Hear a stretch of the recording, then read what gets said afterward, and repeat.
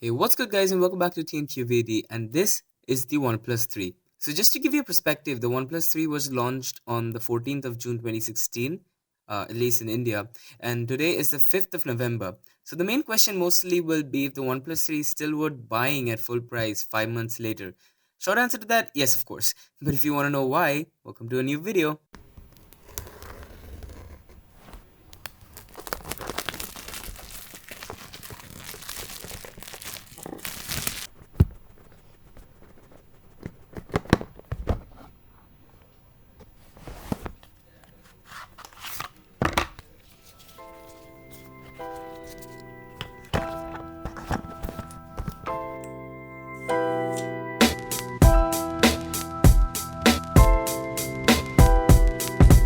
The OnePlus 3 had my interest from the day it was announced to the public. Since the OnePlus One, I've been a fan of OnePlus's philosophy of providing excellent hardware for a fraction of the cost of what the big dogs are asking for, and they're absolutely nailing it this time again with the OnePlus 3. Even though the OnePlus 3 is a teeny tiny bit expensive than what the OnePlus One and the 2 started with, it is still super competitive at $399 US.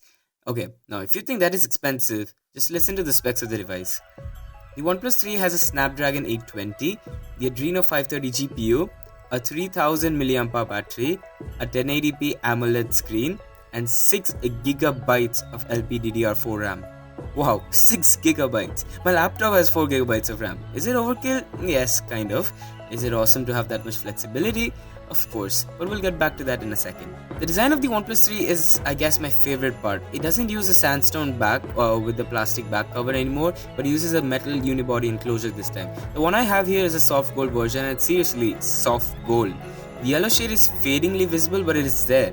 Personally, I would have preferred the granite color, but the soft gold isn't bad at all. The back is non-removable and also has a camera bump.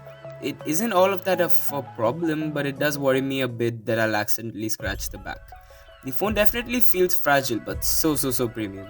The front of the phone has an 8 megapixel front camera, the speaker grill, and the beautiful 5.5-inch optic AMOLED display. The display is so vibrant and saturated like you'd expect from an AMOLED display. Fun fact, when I actually saw the display for the first time, I thought that the display was broken because compared to the Moto G Turbo, the saturation is approximately 100 times. And if you ask me, 1080p is actually a sweet spot for a smartphone display. The colors are vibrant, sharp, and may I say colorful? It is very bright, making it perfectly visible outdoors, which also it gets sufficiently dim when the brightness is turned all the way down. 1080p on a 5.5-inch screen still gives it 401 pixels per inch, which is super dense, and since the panel is AMOLED, the colors just pop out.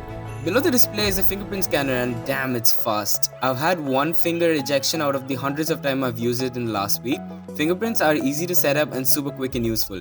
Fingerprint authentication is not only useful for unlocking your device, but since this phone does have NFC, the Android Pay app will also let you authenticate purchases made with your card using your fingerprint. Now, it can also be used for making purchases in Google Play. At the bottom of the phone, we have the speaker, the USB-C port, and the headphone jack. Yes, there's a headphone jack. The speaker is the tiny single driver, but it's definitely better than the OnePlus 2.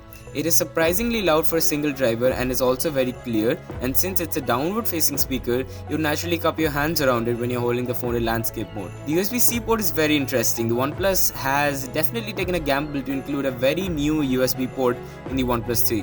This port, however, supports dash charging, and that is certainly dashing. Okay, let's get this into perspective. My Moto G Turbo took around 70 minutes to go from 10 to 100% battery, which is already pretty quick. But hold on, the dash charger is even quicker. I got my OnePlus charge from 0 to 100 in less than 40 minutes. One of the, I would say, disadvantages of the dash charging is you need a special wall adapter and the USB-C cable that comes with the phone for dash charging. The OnePlus 3 has a 3000 mAh battery. The battery life is actually pretty good. That is mostly because of the 1080p display and OnePlus's decision to not include a QHD panel, and it shows. I was getting close to 3.5 hours of screen on time, and that is quite a lot compared to the Moto G Turbo. In daily usage, you can get the OnePlus to last you for an entire day and then some, but if it ever runs out of charge, you can just plug the phone into using dash charging and get close to 50% charge within just 10 minutes. To the side of the phone, you'll have the buttons and the alert slider. Behind the phone there is an absolutely visible camera bump and it holds the 16 megapixel f2 sensor. The camera is absolutely one of the key features of this phone.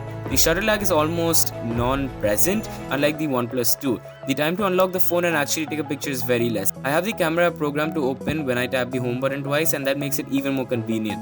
The pictures from this camera are absolutely beautiful. The colors are there and the f2.0 aperture allows for some great depth of field. The wide aperture also means that the OnePlus 3 can take good shots in the dark without making the photos too blurry. It certainly does increase the noise reduction, but it is still a great camera in the dark. The camera also has some neat tricks up its sleeve, like optical image stabilization, which coupled with a great 4K video on this phone allows for some incredible video shots. The front camera is also pretty good with its 8 megapixels.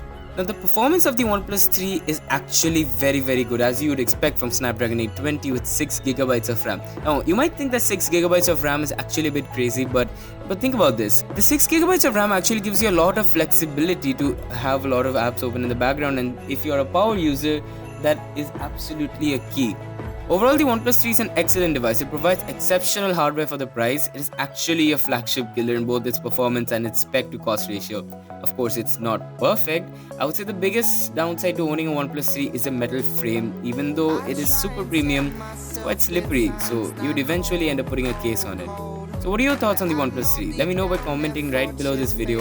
Also, if you like this video, please consider subscribing. I may not make a lot of videos, but that is mainly due to school and academics, so I hope you understand. Either way, that's been it. Thank you so much for watching this one, and I'll talk to you guys in the next one.